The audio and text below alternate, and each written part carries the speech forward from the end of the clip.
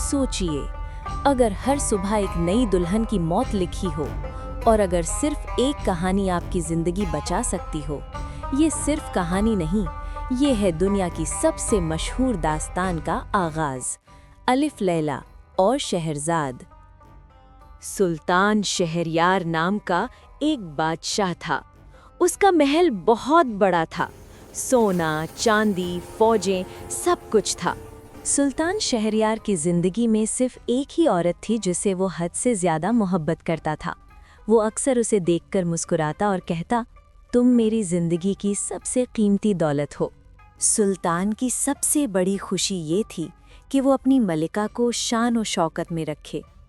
महंगे लिबास, चमकते हुए जवाहिरात और हर वो चीज़ जो सिर्फ शहजादियों को नसीब होती है।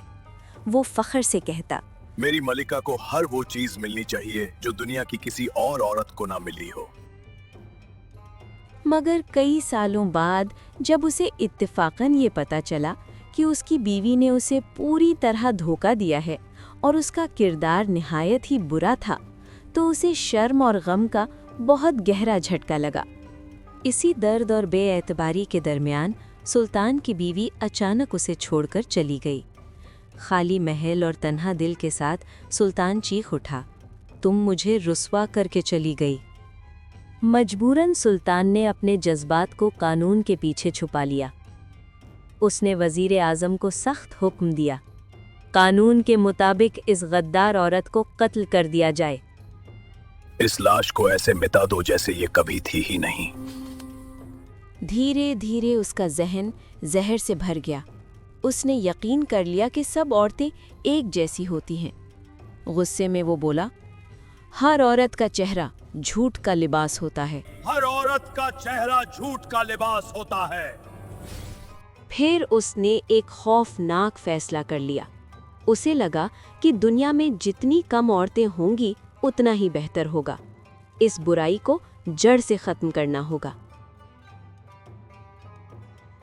इस सोच के तहत सुल्तान हर शाम एक नई शादी करता। वो वजीर को हुक्म देता, आज रात एक और शादी होगी। और अगली सुबह उसी बीवी को वजीर आजम के सामने कत्ल करवा दिया जाता। फिर सुल्तान सर्द लहजे में हुक्म देता, इस लाश को ऐसे मिटा दो जैसे ये कभी थी ही नहीं। वजीर आजम का फर्ज बन चुका था कि रोज सुल्तान के लिए एक नई दुल्हन ढूंढे। बेचारा वजीर मजबूरी में बस इतना कहता, मैं मजबूर हूँ, वरना मेरी अपनी गर्दन उठ जाएगी। हर रोज एक नई शादी होती और हर रोज एक बीवी मर जाती। शहर भर में खौफ और वहशत फैल चुकी थी।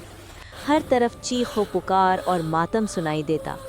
किसी घर में बाप रोता हुआ कहता, काश मेरी बेटी पैदा ही ना होती। कहीं माँ कांपती हुई दुआ करती, या अल्लाह, मेरी बच्ची को बचा ले।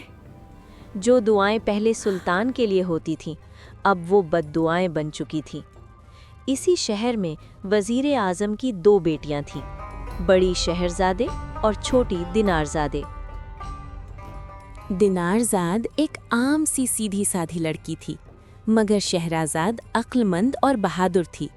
फर्क महसूस करती थी।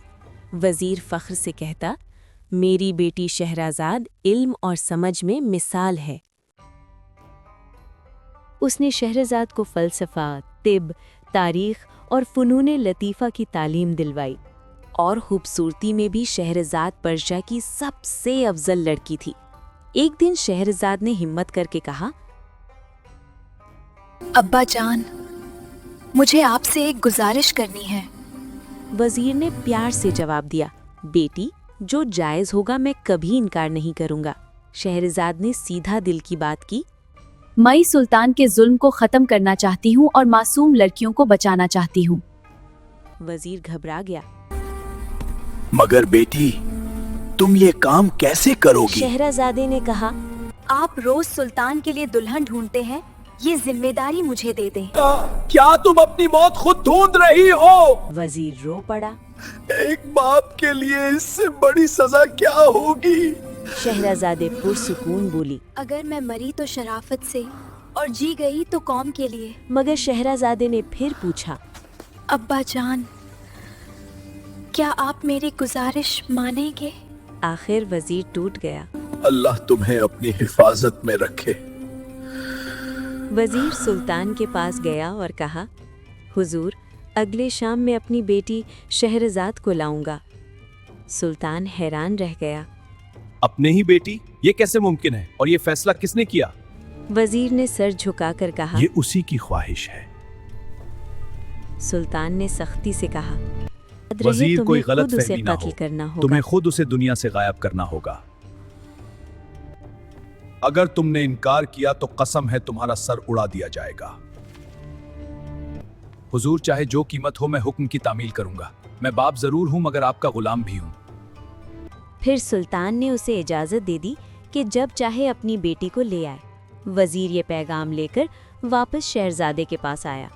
اس نے اس خبر کو ایسے قبول کیا جیسے کوئی بہت خوشگوار بات ہو۔ اس نے اپنے والد کا شکریہ ادا کیا اور دیکھا کہ وہ ابھی تک غم میں ڈوبا ہوا ہے، تو کہا کہ امید ہے وہ کبھی اس بات پر پچھتائے گا نہیں کہ اس نے اسے سلطان سے شادی کی اجازت دی۔ پھر وہ شادی کی تیاری میں لگ گئی اور گزارش کی کہ اس کی بہن دینار زادے کو اس سے ملنے بھیجا جائے۔ جب دونوں تنہا ہو گئے تو شہرزادے نے کہا، پیاری بہن، مجھے تمہاری مدد ایک بہت اہم کام میں چاہیے۔ ابا مجھے سلطان کے محل لے جا رہے ہیں۔ جب سلطان مجھے قبول کرے گا، میں اس سے آخری گزارش کروں گی کہ تمہیں بھی اس کمرے میں سونے کی اجازت دے تاکہ زندگی کی اس آخری رات میں تم میری ساتھی رہو۔ اگر، جیسا کہ مجھے امید ہے، وہ میری بات مان لے تو تم صبح سے 1 گھنٹہ پہلے مجھے جگانا اور یہ کہنا، بہنا، اگر تم سو نہیں رہی ہو تو سورج نکلنے سے پہلے مجھے اپنی کوئی دلکش کہانی سنا دو۔ پھر میں کہانی شروع کروں گی اور مجھے امید ہے کہ اس طریقے سے میں لوگوں کو اس خوف سے نجات دلا سکوں گی۔ دینار زادے نے کہا کہ وہ خوشی سے یہ کام کرے گی۔ جب مقرر وقت آیا تو وزیر اعظم شہرزادے کو محل لے گیا اور اسے سلطان کے ساتھ تنہا چھوڑ دیا۔ سلطان نے اسے نقاب اٹھانے کا حکم دیا اپنا نقاب اور ہٹاؤ۔ اس کی خوبصورتی جی دیکھ سلطان۔ کر دنگ رہ گیا۔ بہت پیاری لگ رہی ہو۔ مگر جب اس نے اس کی آنکھوں میں آنسو دیکھے تو پوچھا کہ کیا بات ہے۔ شہرزاد نے کہا، حضور، میری ایک بہن ہے جو مجھ سے اتنی ہی محبت کرتی ہے جتنی میں اس سے کرتی ہوں۔ مجھ پر یہ احسان کیجیے کہ آج کی رات اسے بھی اسی کمرے میں سونے کی اجازت دے دیں، کیونکہ یہ ہماری آخری رات ہے۔ سلطان شہریار نے اس کی گزارش مان لی ٹھیک ہے، اور دینار زاد کو بلا لیا گیا۔ تمہیں آج اپنی بہن کے ساتھ رہنے کی اجازت ہے۔ رات ہونے پر سلطان، شہرزادے اور دینرزادے ایک شاہی کمرے میں گہری نیند سو جاتے ہیں۔ صبح ہونے سے 1 گھنٹہ پہلے دینار زاد جاگ اٹھی اور وعدے کے مطابق کہا، پیاری بہن، اگر تم سو نہیں رہی ہو تو مہربانی کر کے سورج نکلنے سے پہلے مجھے اپنی کوئی دلکش کہانی سنا دو۔ شاید یہ آخری مرتبہ ہو کہ میں تمہاری کہانی سنوں۔ شہرزادے نے بہن کو جواب دینے کے بجائے سلطان کی طرف دیکھا اور کہا، حضور، کیا میں دینار زادے کی بات مان لوں؟ سلطان نے کہا، ہاں بالکل، تمہیں اجازت ہے۔ اور پھر شہرزادے نے اپنی کہانی شروع کی۔